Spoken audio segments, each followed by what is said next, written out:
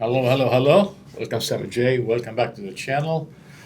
Well, uh, this session is specifically about parallax. What is parallax? Okay, if you're a camera user, it applies to rangefinders. Here's an example: the Canon QL17, and there's a bunch of other rangefinders. So I'll put things on the screen. There's several. There's the Bessa Voigtlander. There's the famous Leica rangefinders, and there's a bunch of other ones. Canon makes one, and Minolta, and Fuji, and all of those. So, what is parallax? It's about the frame lines inside. When you look inside the viewfinder, you're gonna see like the frame lines, and I'll put a sample on the screen. What I mean by frame lines, not the frame lines according to your lens. So some cameras, when you move back and forth or closer to the subject, those frame lines do not adjust. That is what parallax. But anyways, join me on this session. Let's dig into this deeper. This is going to be a quick and dirty session just to understand what parallax is, or you're going to get some heads cut off. You're not going to get the whole subject within the frame lines. Pretty interesting subject. Not a lot of people know about it. They just look through the viewfinder. If they see the subject within the frame itself, they think they're going to get a good picture. But then when they develop picture or take the picture, they'll be disappointed. There is certain situations when parallax applies. Not in every situation, and not every camera. So we'll talk about cameras. We'll talk about the situations, and you'll learn something. You don't have to own one of these. You just learn something about parallax. That's what photography is, an art. We're always learning, we're always adjusting, we're always experimenting. Join you in this session. We'll see you in a minute. After the session, we're talking about parallax. So first of all, it's about the frame lines. Again, while I'm talking, I'll put some things on the screen so you can visualize when I say frame lines, what does that mean? The frame lines, they are formed according to the lens. So if you have a 35 millimeter lens, if you have a 50 millimeter lens, if you have 70, 90, etc., the frame lines adjust. They go tighter or they'll go wider, depends on the lens. And as you move closer to the subject, do you think those frame lines move? If they move, you have a good camera. I'm going to put on the screen the list of cameras that you don't have to worry about parallax and you don't have to remember what it is. Just don't worry, just point and shoot. Because as you move closer to the subject, those frame lines adjust automatically. And those are found on expensive cameras and other good cameras. I'll put the list on the screen in over here, maybe over here, to see what I'm talking about.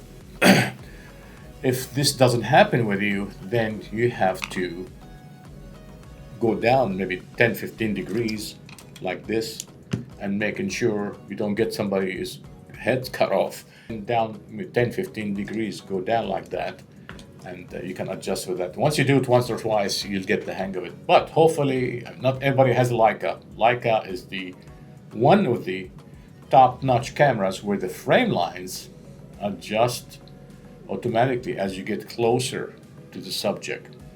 Now, if you take a picture of a mountain, if you take a picture of a landscape, let me simplify it for you. If you're taking a picture over 1 meter or 2 meters, let's see, 6 feet, it doesn't matter. Don't worry about parallax. Forget what I'm talking about. Move on with your life. You got better things to do.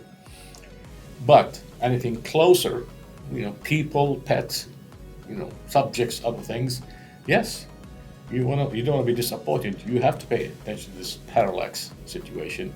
If you don't have a Leica or a Bessa, by the way, subscribe to the channel, follow me. The Bessa R, I think, or the R3M, I'm getting one of those. I think it has the automatic parallax where if you get closer, the frame lines adjust. And I was checking, do you have one of these Canonet? I read it actually adjusts as you get closer. Have you done that? I haven't tested this one specifically. Okay, do you have a Leica? Do you have a Canon Canonet? Do you have a Bessa Voigtlander? Oh, I'm saying that correctly. Do you have a BESA R or R2M, R3M, R4M? Just any BESA. These are rangefinder. Do you have any rangefinder? Have you experienced this parallax situation? Share your thoughts. Let us learn from you. And what tips and tricks you use to adjust for this parallax situation. In summary, so what you're going to get from this session is how to compensate for this parallax. You need to align, or basically you need to aim low and shift to the left, not to the right. You know, aim low a little bit with the camera, aim low a little bit and shift to the left. And that should take care of it, frankly, unless you have a camera that adjusts the frame lines as you move closer to the subject. I don't think, you know, like Fujifilm and other mirrorless and other cameras have that issue, but the older ones, they do have an issue. So even in mirrorless or rangefinders that are not 35 millimeter, yes, you will have an issue with it.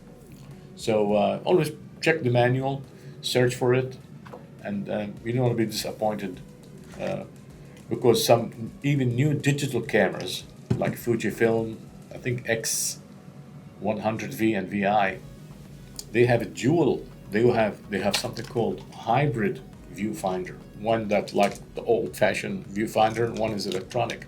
Do you have one of those?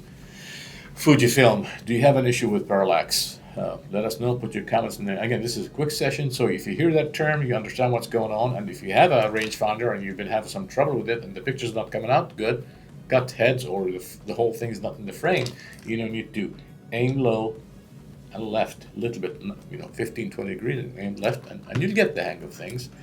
But hopefully you don't have that issue. Again, once I get the BESA R3M, we'll do an experiment and we'll go in the field and we'll show you how the frame lines adjust. You know, again, not just according to the lens. The frame lines will change according to the lens you put on the camera. But as you get closer to the subject, if the frame line's not moving, you're gonna have an issue with the parallax. Hopefully this was simple enough for you guys. Join us, subscribe, follow me for more interesting subjects. So this is a journey. We're learning, we're experimenting, and we're having fun. As usual, 35 millimeter photography. It's more fun, guaranteed.